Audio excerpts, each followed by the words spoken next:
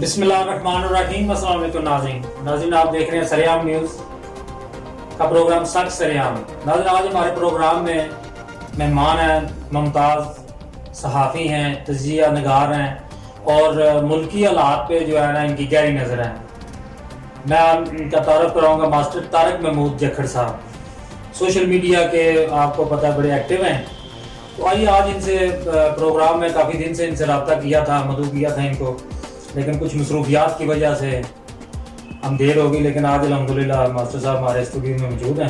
अस्सलाम वालेकुम मास्टर साहब, कैसे हैं सर? ठीक ठाक हैं अल्हम्दुलिल्लाह। मास्टर साहब, क्या हालात चल रहे हैं अभी इस वक्त, मुल्की हालात क्या हैं अभी? ये जो तरीके अदम तमाद पेश हुई है इमरान खान की हुकूमत के खिलाफ, इस बारे में आपकी क्या राय है? क्या समझते हैं तहरीक ये कामयाब होगी? और अगर कामयाब हो भी जाए तो उसके बाद के मुल्की हालात कैसे होंगे, और अगर नाकाम हो जाए तब मुल्की हालात कैसे होंगे? इस बारे में ज़रा, चूँकि आपकी गहरी नज़र है मुल्की हालात पे, तो मैं चाहता हूँ कि हमारे नाजरीन भी इससे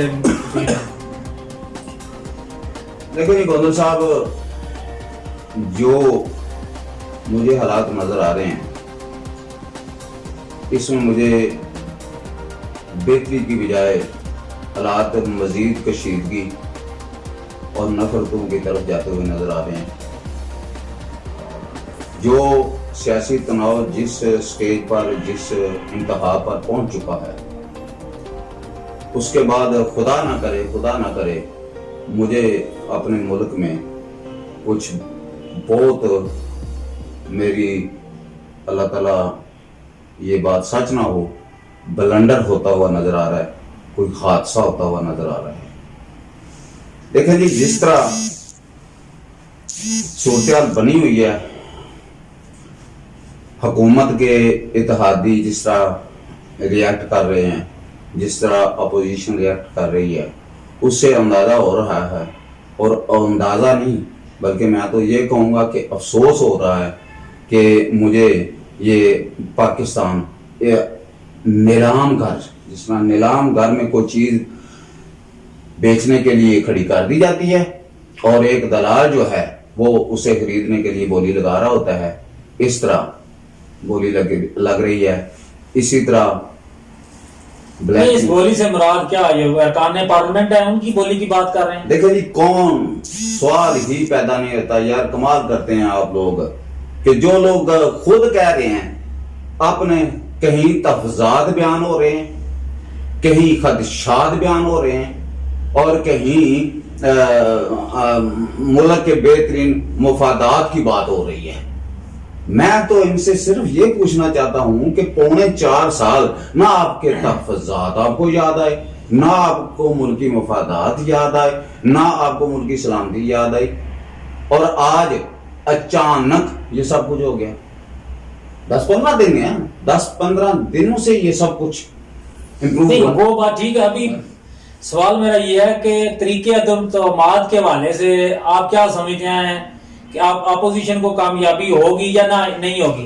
देखिए जी, मैं समझता हूं कि पाकिस्तान में तरीके अदम इत्तेमाद के 3 तरीके अदम इत्तेमाद पाकिस्तान में आई हैं आज तक। एक तरीके अदम इत्तेमाद गालबन 1952 या 54 में आने से पहले ही वजीर आजम जो उस वक्त थे उन्होंने इस्तीफा दे दिया, वो आगे बात ना चल सकी। उसके बाद शौकत अजीज के खिलाफ एक आई, वो भी नाकाम हुई, बल्कि उससे पहले मोहतरमा बेनज़ीर भुट्टो के खिलाफ एक आई।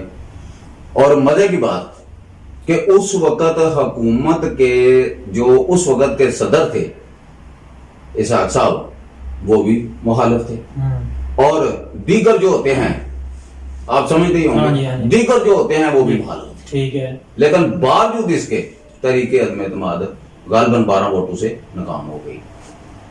लेकिन मौजूदा सूरत जो मैं माजरत से कहूंगा कि मुझे तो यकीन नहीं है कि तरीके अदम इत्तेमाद कामयाब हो, लेकिन खान साहब की फ्रस्ट्रेशन जो है ना, वो घबराहट या मतलब अंदाजे तखातब वो बता रहा है कि दाल में कुछ काला, कुछ नहीं। खान साहब पहले आवाम को कहते थे घबराना नहीं, लेकिन अब खुद घबराना शुरू हो गए हैं।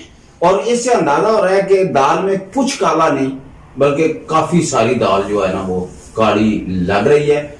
और जिस तरह ये इम्प्रूवमेंट हो रही है, अलीम खान ग्रुप, जंगीर तरीन ग्रुप वगैरह वगैरह, इससे अंदाजा तो ये हो रहा है कि तहरीक एतमाद का फाइनल राउंड होने से पहले शायद पाकिस्तान में कोई और धमाका हो जाए और फिर हर तरफ खामोशी। असेंबलियां टूटने का खतरा भी है। मुझे असेंबलियां टूटने की खदशा नहीं है, मुझे कुछ और होने का खदशा है, खुदा खास्ता, कि मैं समझता हूं कि खान साहब जिद पर अड़े हुए, वो भी हकायक को मद्देनजर नहीं रख रहे,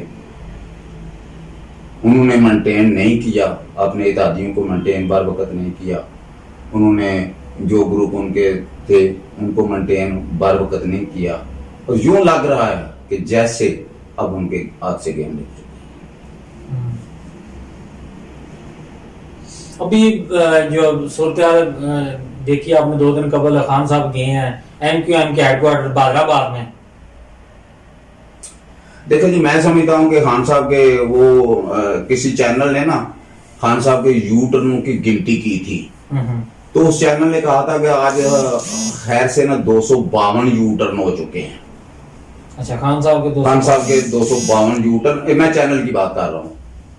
तो अगर मेरे नजदीक ये खान साहब का तरीक का सबसे बड़ा यू टर्न था बादराबाद जाना, जो इन्हें किसी सूरत में लेना चाहिए था।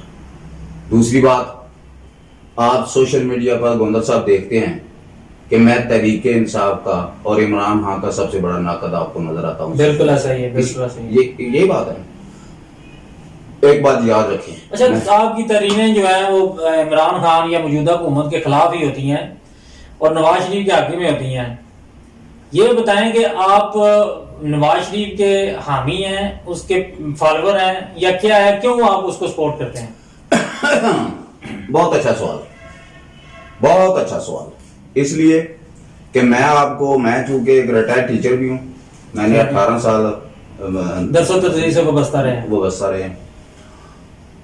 याद रखें कि नफरत 2 किस्म की होती है।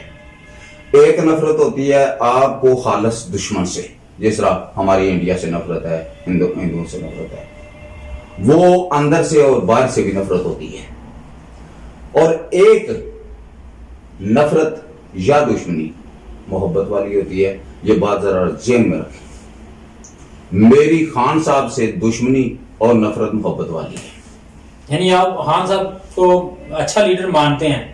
यही तो अफसोस हुआ, मुझे सबसे ज्यादा अफसोस इस बात का हुआ है कि मैं मुखालिफ होने के बावजूद 2-3 बातों पर मैं बड़ा स्टैंड बाय था। क्या उम्मीदें थी आपको खान साहब से? मुझे ये उम्मीद थी कि खान साहब ना कुछ गलत करेगा और ना कुछ गलत बर्दाश्त करेगा, लेकिन उन्होंने जितना 70 साल की तारीख में जितने ब्लंडर इनकी हुकूमत में हुए, साबका दौर में नहीं हुए, साबका दौर में इतने ब्लंडर नहीं हुए, और उन्हें सब ब्लंडर को इन्होंने खामोशी से पी गए। और किस तरह खुद FIR की रिपोर्टें जारी करवाई, इंक्वायरी करवाई, मुजरम जब सामने आए खामोशी। फिर मेरा ख्याल था कि खान साहब इक़्तिदार छोड़ देगा लेकिन झुकेगा नहीं, लेकिन पहले जो थे वो झुकते रहे हैं, लेकिन खान साहब से उम्मीद नहीं थी झुकने, उम्मीद नहीं थी, लेकिन ये भी झुके। झुकना नहीं, ये तो लेट गया ना साहब, क्या करते हैं? नहीं जनाब, लेटना कैसे होगा? लेट गए, ये तो लेट गए हैं। खुदा की कसम, जहां पर वो शेर है ना, कहता है लाहौती उस रिज्क से मौत अच्छी जिस रिज्क से आती हो परवार में कोताही। खुदा की कसम, जब चीनी स्कैंडल, जब पेट्रोलियम मसनूआत का स्कैंडल, जब शुगर अपना आटे का स्कैंडल, ये जब स्कैंडल आए थे, और शेख रशीद ने आज न्यूज चैनल पर कहा था कि इन IPs के चोरों को अगर हमने छोड़ दिया तो ये बात हमारे गले पड़ जाएगी। उस वक्त खान साहब के 3-3.25 साल हो चुके थे। खान साहब एक बहुत स्टेप लेते, वो कहते कि मैं इसलिए आया। अच्छा, उसमें जंगीर तरीन को टारगेट बनाया गया है शुगर माफिया केस में, तो उसमें जंगीर तरीन की तो मेरे ख्याल से 3 से 4 शुगर मिल्स हैं, बाकी भी लोगों की शुगर मिल्स हैं, बाकियों का कभी कभी नाम नहीं सामने आया, सारा मलबा जंगीर तरीन पर ही क्यों डाला गया? गोंदल साहब, पहली बात तो मैं यहाँ ये करूंगा कि मेरे मुल्क की इससे बड़ी बदकिस्मती क्या हो सकती है कि इस वक्त मेरे मुल्क की सियासत का महवर और मेरी तकदीर और मेरे मुल्क के मुकद्दर का फैसला करने वाले इस वक्त दो शख्स मैदान में हैं, और दोनों ही सुप्रीम कोर्ट से सजा याफ्ता झूठे और बदयानत डिक्लेयर हो चुके हैं, और दोनों हमारे तकदीर के फैसले करने वाले हैं, एक मियां नवाज शरीफ साहब और एक जंगीर तरीन साहब। अब अभी जंगीर तरीन साहब और लीम खान सुना है कि कुछ तलकात उनके बढ़ रहे हैं नून लीग के साथ। देखिए जी, मैं चूंकि कुछ आपकी मजबूरियों का पाबंद हूँ, तलकात ना यहाँ बढ़ते हैं, यहाँ तलकात जो भी होते हैं वो पैदा किए जाते हैं और पैदा करने के बाद बढ़ाए जाते हैं। अगू तुसी आप सियाने हो। अच्छा मास्टर जी, ये बताएं, ये मुस्लिम लीग काफ है, इसके पास पंजाब असेंबली में मेरे ख्याल से 8-10 सीटें हैं, ठीक है, लेकिन सुनने में ये आ रहा है कि जनाब वजीर आला जो है वो परवेज लाई को लिया जा रहा है और उस्मान बुजदार को उठाया जा रहा है। इस वक्त अब जो अपना चौधरी शुजात साहब हैं वो बाकायदा अलील होने के बावजूद, उनकी आप फोटो को में वीडियोस में अक्सर देखते हैं कि वो बीमारी की वजह से और बुढ़ापे की वजह से चलने फिरने से भी कासर है, लेकिन वो मौलाना फजलुर रहमान के घर उसके जाते हैं, उसके घर मिलने, शहबाज शरीफ इनके घर आता है मिलने, इमरान खान इनके घर आता है मिलने। ये क्या गेम, क्या ये चक्कर क्या चल रहा है? लेकिन गोदल साहब, जट बरादरान, चौधरी बरादरान, ये हमारे भाई हैं, हमें गुजरात से होने के नाते हमें इन पर फख्र भी है, और मैं बरमला कहता हूं कि मैंने अगर अपनी जिंदगी में कोई सियासी फायदा उठाया है तो मैंने काफ लीग की हुकूमत में सियासी फायदे उठाए हैं। मेरा इनसे बहुत प्यार मोहब्बत रहा है, चौधरी शफात साहब से रहा, दीगर से रहा, लेकिन बदकिस्मती से इनकी मिसाल उस मछली जैसी है जो पानी के बगैर जिंदा नहीं रह सकती, इक़्तिदार के बगैर ये लोग जिंदा यानी नहीं रह सकते। कोशिश यही है किसी न किसी लिहाज से हमें वज़ारत आला जो है पंजाब की वो मिल जाए। नहीं, आप इनकी हिस्ट्री देख लेना, 1983 से लेकर आज तक ये इक़्तिदार से बाहर रहे हैं। नहीं, वो कातर लीग, वो जब मोहतरमा बेनजीर शहीद हुई तो सबसे पहला शक जो है वो किधर गया था? काफ लीग पे। और वही काफ लीग ठीक 1 साल बाद डिप्टी वजीर आजम का ओहदा लेती है। क्या करते हैं? बात यह है कि मेरे मुल्क में 4 चीजों की वफात हो चुकी है। असूल की वफात हो चुकी है, कानून की वफात हो चुकी है, इखलाकियात की वफात हो चुकी है, और अपना नजरियात की वफात हो चुकी है। आप इनकी बेशक फातिहा पढ़ ले, मेरी तरफ से जाए। और क्या अभी हुकूमत का फाइनली टाइम हमारे पास थोड़ा प्रोग्राम का, तो क्या देख रहे हैं? हुकूमत को जाता देख रहे हैं या अभी मजीद ये इमरान खान 5 साल पूरे करेगा? क्या नज़ायज़ आपका इस हवाले से? देखें जी कमर साहब, मैं आपने एक सवाल किया था नून लीग के बारे में। याद रखें कि मैं नजरियाती आदमी हूँ, मैं या जमात इस्लामी को पसंद करता हूँ या मैं मौलाना फजल रहमान को पसंद करता हूँ। देखें जी, मौलाना फजल रहमान साहब ऐसी जमात है कि वो कहते हैं ना पाकिस्तान की मुखालफत की, इसके बाप ने की, ये की, इसके वालिद ने वजारत आला की, वो भी मुझे याद है। और सबसे बड़ी बात यह है कि वो जरूरतमंद लीडर है। तीसरी बात यह है कि मैं, आप जो मर्जी कहते रहे, मुझे ये बताएं 70 सालों में फजल रहमान साहब जो है वो तो रहे हैं कश्मीर कमेटी के चेयरमैन, 70 सालों में प्रोग्रेस जो कश्मीर के बारे में है वो आप मुझे बता दें। वो भी फजल रहमान का कसूर तो नहीं है। बात ये नहीं है, बात ये है कि मेरी मर्जी, ये मेरी सोच है, मेरी मर्जी है कि मैं किसे पसंद करता हूँ। 2 जमातें पाकिस्तान में रह गई हैं जिन पर कोई करप्शन नहीं है, जिन पर कोई एलिगेशन नहीं है, और वो 2 जमातें हैं, जमात इस्लामी और मौलाना फजल रहमान। क्या कहा था सुप्रीम कोर्ट ने? सुप्रीम कोर्ट ने ये कहा था नईम बुखारी से कि नईम बुखारी साहब आर्टिकल 62-63 की इतनी जिद ना करें, अगर हमने लगाया तो फिर मौलाना सराजुल हक साहब बचेंगे। तो इससे साबित हुआ कि उनको भी पता था कि इस मुल्क में बदयानत कितने और दयानतदार कौन है। नंबर 1।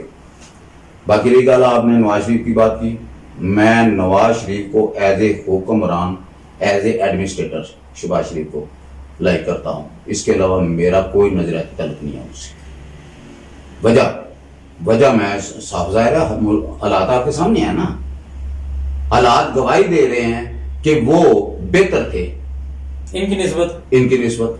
मैं कैसे ना कहूं कि एक शख्स को महंगाई मिलती है 22 या 24 पर, वो अपने टर्नओवर में उस महंगाई को पीछे लेकर आता है 3 या 6 पर, तो उस हिसाब से पाकिस्तान पे बढ़ने वाले कर्जों को में भी तो आगे बढ़ाता है ना।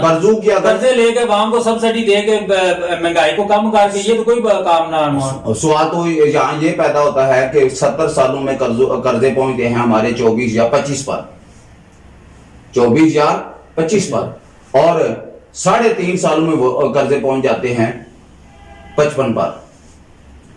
70 सालों में एक चीज की कीमत 32 पर, मिसाल के तौर पर आटा है, 70 सालों में वो चलता हुआ 32 रुपए किलो पर 32 रुपए किलो पर पहुंचता है, और 3.5 सालों में वो चला जाता है 100 रुपए किलो। 70 सालों में घी 148 रुपए किलो से चलता हुआ 148 पर पहुंचता है, 70 सालों का सफर, और 3.5 सालों में वो घी आजकल कितने के किलो? 420 430।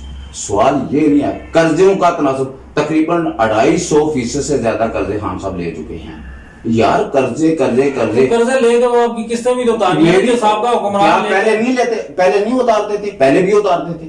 कितना कर्जा वापस करके गया वो? $29 अरब वो नून लीग वापस करके गई है। लोकल कर्जा वो 72,000 अरब लोकल कर्जे जो हैं, वो गर्शी जो कर्जे होते हैं वो उतार कर गए हैं, और फिर उनके कर्जे आपको नजर आ रहे हैं, सी पैक से लेकर पेशावर तक, कराची से लेकर। यार वो तशहीर की है, मोटरवे सबसे ज्यादा इस हुकूमत में मोटरवे कंप्लीट हुए हैं। अभी ये खारियां सियालकोट मोटरवे का प्रोजेक्ट है, इसके अलावा आगे ये भी खारियां से रावलपिंडी का, इसका भी टेंडर पास हो गया, इसके लिए भी पैसा मुख्तस हो गया हुआ है। वो पहले नवाज शरीफ ग्रुप जो था वो तो तशहीर बहुत करता था, काम कम करता था, लेकिन उसकी तशहीर बहुत ज्यादा करता था। इन्होंने तशहीर तो नहीं की ना, काम तो कर रहे हैं। मैं हैरान होता हूँ आप लोगों के ऐसे सवाल पर कि तशहीर, आजकल तशहीर की क्या जरूरत है यार गोंदल साहब, इस सोशल मीडिया के दौर में क्या जरूरत है? चौधरी के चांद की तरह हर चीज नजर आ जाती है यार। क्या करते हैं आप? तलीमी अदारे देख लें, आप अस्पताल देख लें, आप ग्रेडेशन मतलब तलीमी इदारों की और अस्पतालों की देख लें। मैं आपको कितने बात होती है, मोहतरम सियासतदान कभी नहीं मरता। आप 52 साल से पीपल पार्टी को मार रहे हैं, नहीं मार रही।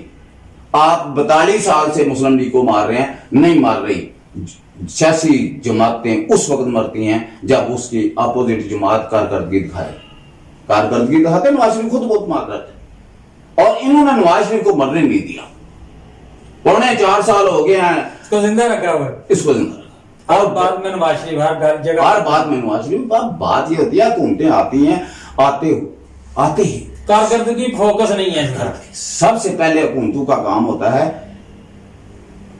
Short term, mid term, long term मंसूबे लॉन्च करना, उन पर काम करना। 3-3.5 साल को उन पर काम होता है। 3-3.5 साल के बाद अवाम के सामने आते हैं। ये देखो जी, हमने corruption index internationally, Nawaz Sharif Zardari छोड़कर जाता है 127 पर, नवाज शरीफ उसे खींच कर पीछे ले आता है 117 पर। ईमानदार साहब आते हैं और वो उसे उठाकर 145 पर ले जाते हैं। महंगाई की शराब देख ले, हर बंदे की तालीम, कितने बच्चे स्कूल से बाहर है?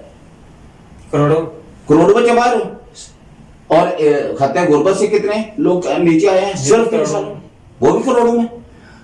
यार ये साहब सिर्फ उन चीजों को मेंटेन कर लेते। और हाँ, ये जो लोग हमें मिसालें देते हैं ना, वो यूब के दौर की महंगाई, वो भट्टो के दौर की महंगाई। ओ मोहतरम, महंगाई की रफ्तार देखी जाती है, महंगाई का तनासब नहीं देखा जाता, महंगाई की रफ्तार देखी जाती है। अगर उस वक्त डॉलर 7 रुपए का था तो देखना यह है कि 70 सालों में डॉलर ने सफर तय किया तो कहां पर पहुंचा?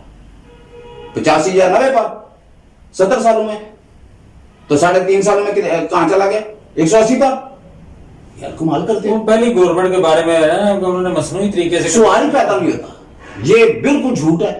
मैं कहता हूं, याद रखें गोंदल साहब, मैं हमारे माशियात नहीं, लेकिन जो हुकूमत तकरीबन 19 अरब डॉलर के रिजर्व छोड़कर जाए, जो हुकूमत GDP 5.8 पर छोड़कर जाए, और जो हुकूमत अपना स्टॉक एक्सचेंज 54,000 पर छोड़कर जाए ना और आने वाला हुक्मरान ये कहे कि हमें बर्बाद मुल्क मिला, वो झूठ। चले मास्टर साहब, 3 इशारे होते हैं, सिर्फ 3 इशारे होते हैं। शुक्रिया मास्टर तारिक मोहम्मद जक्कर साहब, आपका हमारे प्रोग्राम में शरीक हुए और अपने खिलाफ का आज़ाद किया।